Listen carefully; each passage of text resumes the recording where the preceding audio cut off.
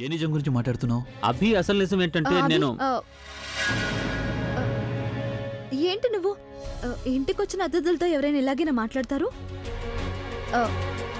I mean కనీసం tea coffee ఏదో ఒకటి అడుగు. Nikhil, I'm extremely sorry. Please sit, come. No no no no you don't have to be sorry. I hate formalities and I hate cheaters. నేను నిన్ను చీకట్లో ఉంచాలనుకోవట్లేదు. ఆలియా నేను పెళ్లి చేసుకోవడం కుదరదు అని చెప్పడానికి చాలా పెద్ద కారణం ఉందవి. ఇక ఆ కారణం, నేను ఒక అమ్మాయిని ప్రేమిస్తున్నాను.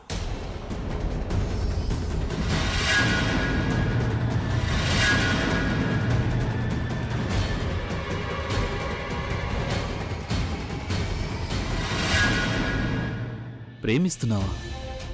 ఎవరిని? అంటే నా ఉద్దేశం, ఈ రోజు వరకు నేను నిన్ను ఎవరితోనూ కలిసి చూడలేదు. నువ్వు మా ఇంటికి ఎన్నో ఫ్యామిలీ ఫంక్షన్స్కి వచ్చావు, కానీ ఎప్పుడు ఒక్కడే వచ్చేవాడివి. మాకు తెలుసుంటే అప్పుడు మేము నీతో ఆలియా సంబంధం గురించి మాట్లాడేవాళ్ళం కాదు. ఇంతకీ నిఖిల్ తను ఎవరు? అలాగే ఎక్కడుంటుంది?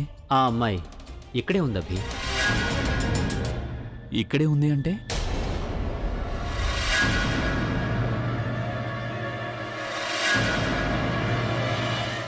తను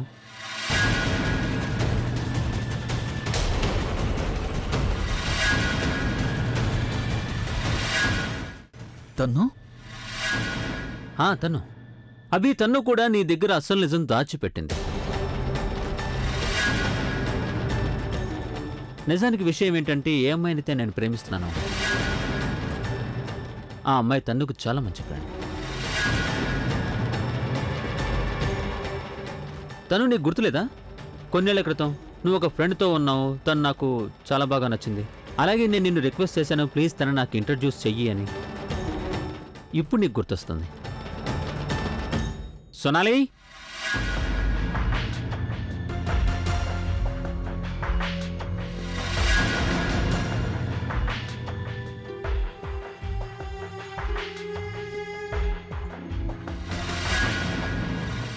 గుర్తొచ్చిందా?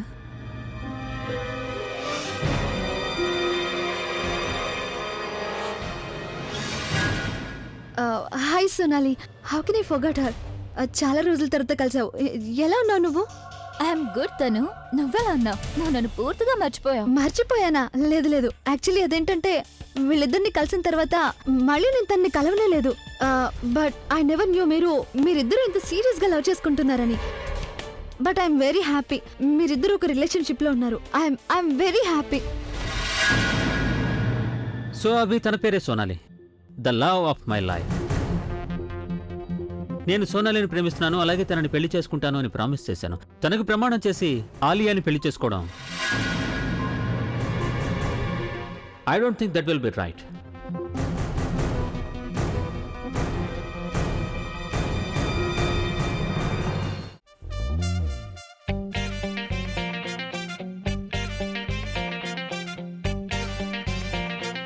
ప్రేమ సంద్రంలో మనసు మునిగిపోతుంది.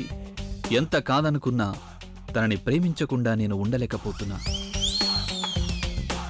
ఊహల్లోనూ తనే, నా కలల్లోనూ తనే. నా మనసిప్పుడు నీ సొంతం కావాలని తపించిపోతోంది.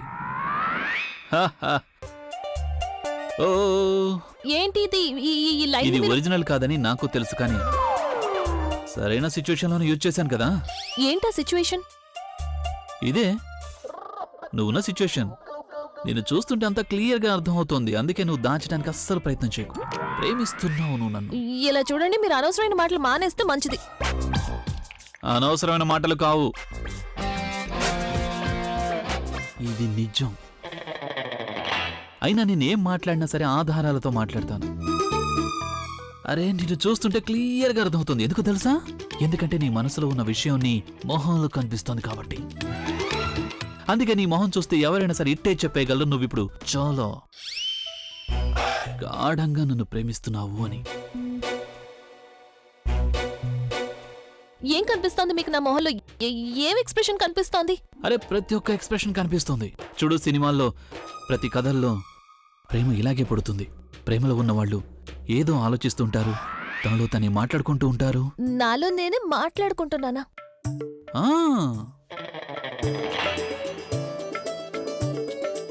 మాట్లాడకండి. మీరు ఏది చెప్తే అది నేను నమ్మేస్తానని మీకెందుకు అనిపిస్తోంది? మీ పద్ధతి ఉంది కదా, అది పాతదైపోయింది. నన్ను ఇబ్బంది పెట్టడానికి ఏదైనా కొత్త ట్రిక్ ని ఉపయోగించొచ్చు కదా. ఏ చీరలు గ్లామరస్గా ఉన్నామాయ్. నాకు ముందే తెలుసు నువ్వు ఇలాగే అంటావని. నీకు ముందే చెప్పాను కదా, నేను ఏ విషయం గురించి కూడా ఆధారం లేకుండా అస్సలు మాట్లాడనని. నా దగ్గర ఆధారం ఉంది తెలుసా?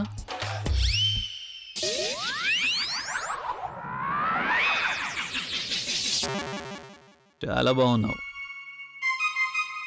ఇందుకు నువ్వు ఏం చెప్పాలని అనుకుంటున్నావు? వన్ సెకండ్ నేనే చెప్తాను నీకు. అయ్యో దేవుడా, నువ్వు నా విషయంలో ఎందుకు ఇలా చేస్తున్నావు?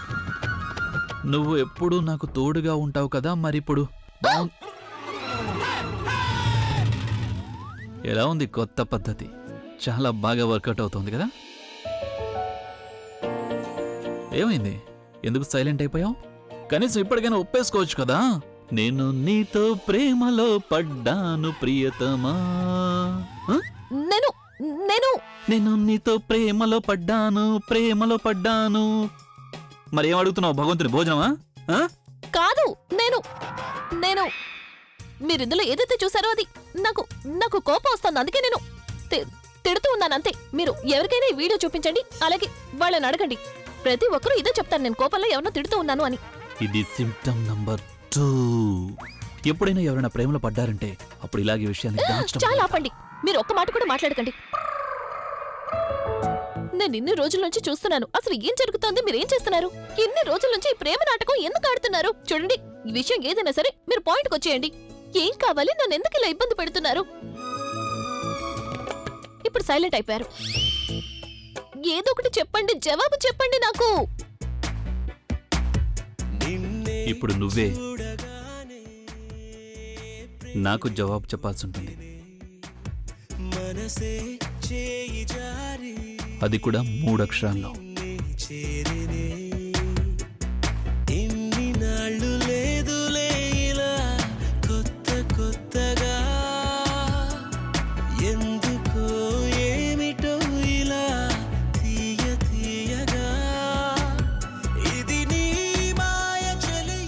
ఎందుకంటే అంతకు మించి నాకు ఇంకేమీ వినిపించదు కాబట్టి.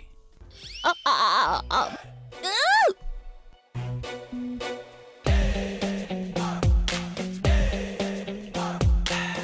వెరీ గుడ్ అభి, నిన్ను తప్పకుండా మెచ్చుకోవాల్సింది. ఇప్పుడు నువ్వు సరైన దారిలో వెళ్తున్నావు. ఇంతే, ఇంకొన్ని రోజులు ఇలాగే ఈ ప్రేమని కంటిన్యూ చేయి. తను నీ ముందు తల వంచి తీరాల్సిందే. ఈయన చేష్టలు రోజు రోజుకి ఎక్కువైపోతున్నాయి. ఇలాగైతే నేను ఏ పని చేయలేను, నా లక్ష్యాన్ని ఎప్పటికీ నెరవేర్చుకోలేను. అమ్మమ్మతో మాట్లాడతాను. ప్రజ్ఞా మ్యామ్, మీకోసం జ్యూస్. దేనికి? మ్యామ్, నేను మీకు చెప్పాను కదా సార్ మిమ్మల్ని జాగ్రత్తగా చూసుకోమని చెప్పారని. నువ్వు మళ్ళీ ఇందులో ఏమీ కలిపి తేలేదు కదా? మ్యామ్, మీకు ఇంకా నా మీద నమ్మకం కలగలేదా? నేను ఇందులో ఏమీ కలపలేదు. మీరు చూసారు కదా, సార్ తన్ని రోజు వెతకమని చెప్పినప్పుడు తనకి వెంటనే బాగైపోయింది మ్యామ్. అండ్ తను ఎప్పుడు నన్ను ఇరికించడానికి ప్రయత్నం చేస్తుంటాడు. తనకి ధైర్యం రోజు రోజుకి పెరుగుతోంది. మేడంకి నా మీద కంప్లైంట్ చేస్తోంది. తన సంగతి నేను తర్వాత చెప్తాను. నువ్వు సరిగ్గానే చెప్పావు. నేను రఘు, ఇలారా. అక్కడెందుకు నిలబడ్డావు? పిలుస్తుంటే వినిపించట్లేదా? ఇలారా. Yes madam. చూడు రఘు, నేను నీకు ఏదైతే పొజిషన్ ఇచ్చానో దాన్ని నువ్వు అవకాశంగా తీసుకుంటున్నావు. మీరు rock star Abhi madam, at your service. నేను రఘుని రమ్మని పిలిస్తే మీరెందుకు వచ్చారు? రఘు అయితే ఏంటి, నేనైతే ఏంటి, మీకు కేవలం సర్వీస్ కావాలంతే కదా. మీకు మీ సర్వీస్ తప్పకుండా దొరుకుతుంది మేడం. బుల్బుల్ ఏంటిది?